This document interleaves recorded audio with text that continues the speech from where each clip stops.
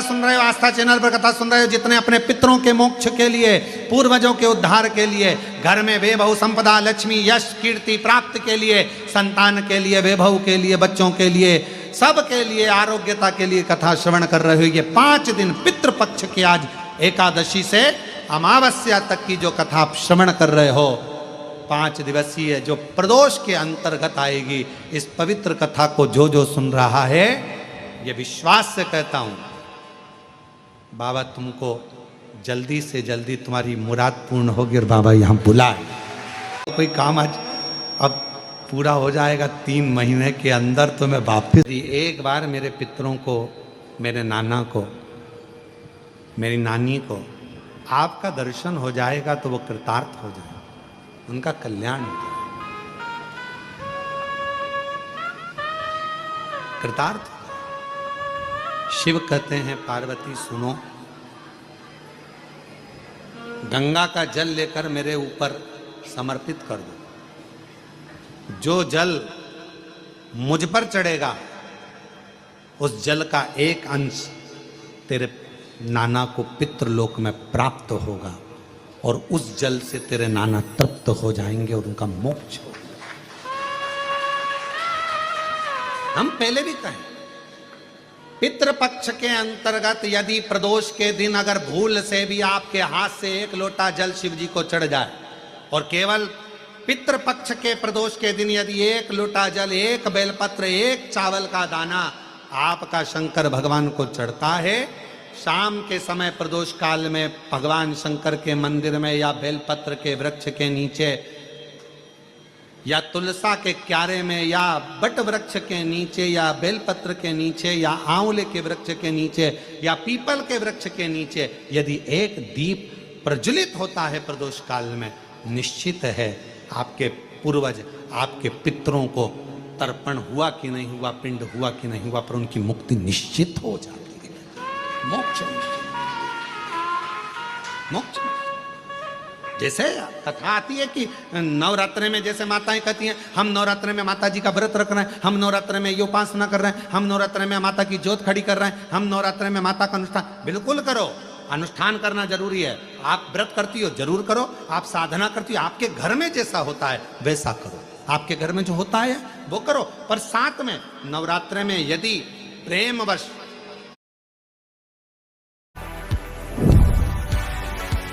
Makeup Reimagine starts here, introducing the Sugar Glide Peptide वो करो, पर साथ में नवरात्रे में यदि प्रेमवश, नवरात्रे में अगर माँ जगतजननी जगदम्बा का, अम्बा का दर्शन करने के लिए माता रानी के मंदिर तक जा रहे हो, तो 1 पुष्प की 9 पंखुड़ियां जरूर लेकर जाओ या 9 पुष्प लेकर,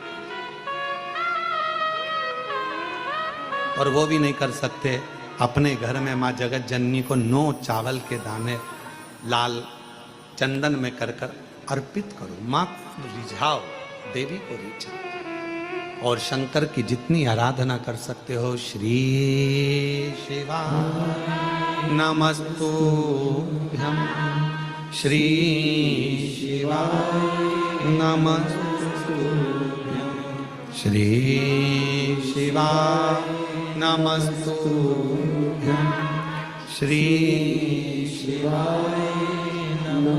तुम शिव की आराधना जितनी कर सकते हो, दिल से जितनी आराधना कर सकते हो उतनी करो।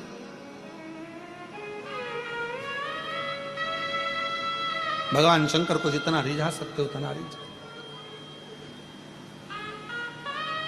शंकर जी कह रहे हैं कि मैं नहीं जा पा रहा हूं, पर पार्वती तुम जाओगी मेरे ऊपर जल चढ़ाकर, तुम्हारे पितृ प्रसन्न मिलेंगे, तुमको तुम्हारे पितृ नाना प्रसन्न मिलेंगे तुमको, तुम क्यों चिंता करते?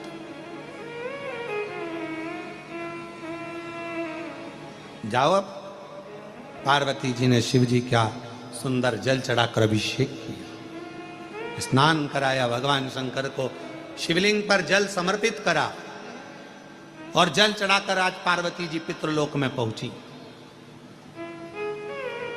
अपने नाना जी के लिए। क्या देखती हैं? सुंदर स्वरूप है,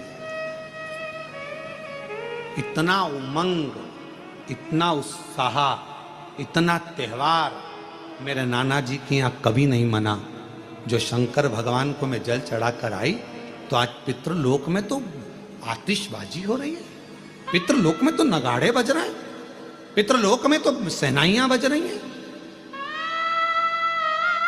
पितृलोक में मंगलाचार हो रहा है। ये 5 दिन पितृपक्ष के आज एकादशी से अमावस्या तक की जो कथा आप श्रवण कर रहे हो, 5 दिवसीय जो प्रदोष के अंतर्गत आएगी, इस पवित्र कथा को जो जो सुन रहा है, ये विश्वास से कहता हूं बाबा तुमको जल्दी से जल्दी तुम्हारी मुराद पूर्ण होगी और बाबा यहां बुलाए। कुबेर भंडारी, शंकर की करुणा, उसकी उदारता, इसी को कहते हैं। बस आप विश्वास कितना कर रहे हैं। ये 5 दिवसीय कथा नहीं है, ये मेरे भगवान शंकर 5 मुखों से, मेरे शंकर भगवान अपनी शिव पंचायत में सूर्य नारायण भगवान, नारायण, मां जगतजननी, शंकर जी, स्वयं गणेश जी महाराज, ये सब पंच देवता आपके दरवाजे पर आकर, आपके घर पर आकर मेरे शंकर भगवान 5 मुख से शंकर की 5 पंचायत, शिव पंचानन भगवान शंकर मेरे ओघड़दानी शंभु आपके घर पर आकर ये 5 दिन में आपके पूर्वजों का कल्याण करना और आपका भंडार भरने की ये पवित्र कथा है।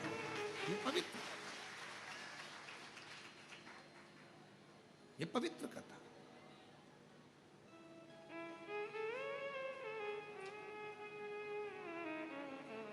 अभी कृष्णेश्वर कथा हुई तो हमारा मन था कि ये कथा उस समय पर हमारा मन हुआ था पहले कि भाई ये 5 दिन आराम कर, परंतु तो ध्यान में आया कि ये पितृपक्ष के वो 5 दिन है,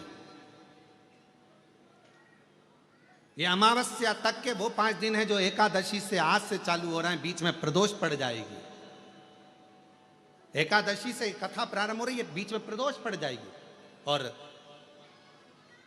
19 तारीख को प्रदोष बीच में आ जाएगी, फिर अमावस्या पड़ जाएगी। हमारा मन था कि ये 5 दिन अगर व्यक्ति कुछ ना करे, उसने तर्पण भी नहीं करा, उसने पिंडदान भी नहीं करा, उसने किसी को भोजन भी नहीं कराया, उसने एक अठन्नी का भी किसी को कोई अन्नदान भी ना करा हो, पर यदि उसके घर में, उसके परिवार में अगर कोई एक भी शिव महापुराण की कथा अपने घर पर बैठकर भी सुन लेगा तो कम से कम उसके पूर्वजों को मोक्ष तो मिल जाएगा। उसके पूर्वज तर तो जो कामना कर कर बैठा हुआ है, जिस कामना से वो आया हुआ है।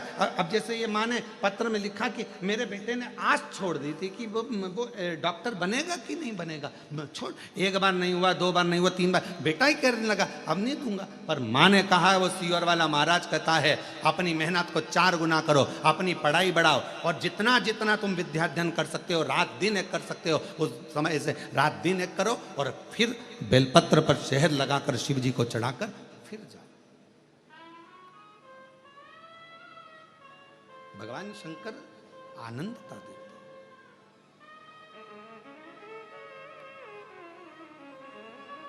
सुख देते। अब आप लोग आए हो सकता है आप लोगों की किसी की आज की ट्रेन हो, किसी की कल की ट्रेन हो, क्योंकि मालूम तो था नहीं कि कथा यहां हो रही होगी। कथा का तो नहीं मालूम था क्योंकि हमने बताया ही नहीं था कि ऑनलाइन कहां से होगी। पर यदि आप लोग आए हैं और किसी की ट्रेन आज है, किसी की ट्रेन कल है, किसी की परसों है, ये मत सोचना कि हमको जाना है। जाओ बड़ी आराम से बाबा से प्रार्थना कर कर, बाबा 1 दिन की तो मिली ना, 2 दिन की मिली ना बाबा, 3 दिन की मिली ना।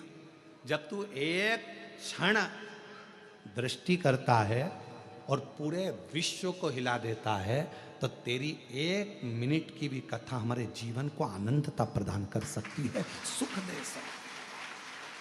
सूर्य का प्रकाश कितना भी छुपाओ, थोड़ी सी भी किरण अगर घर के अंदर आ गई पूरे घर में उजाला कर देती है। उसी तरह शंकर भगवान को चढ़ाया गया 1 लोटा जल और उस जल का चढ़ा हुआ थोड़ा सा भी भाग हमारे ऊपर आ गया, आचमन में आ गया, घर पर छीट दिया तो पूरे घर को लक्ष्मी से, वैभव से, संपदा से, धन से, सत्ता से भर देता। शिव शिव है, उसका तेज पुंज, उसका आनंद। इसीलिए किसी भी देवता के सम्मुख में ये नहीं कहा जाता कि ये ज्योतिर्लिंग है, ये ज्योतिर्लिंग है, ये ज्योतिर्लिंग है। केवल शंकर भगवान के शिवलिंग को जब भी दर्शन करोगे, ये शिवलिंग ज्योतिर्लिंग है, ये ज्योतिर्लिंग है, ये ज्योतिर्लिंग है। अर्थात इसमें एक ज्योति समाई हुई है, वो दिव्य ज्योति आपकी और हमारे जीवन का कल्याण कर दे, वो दिव्य ज्योति।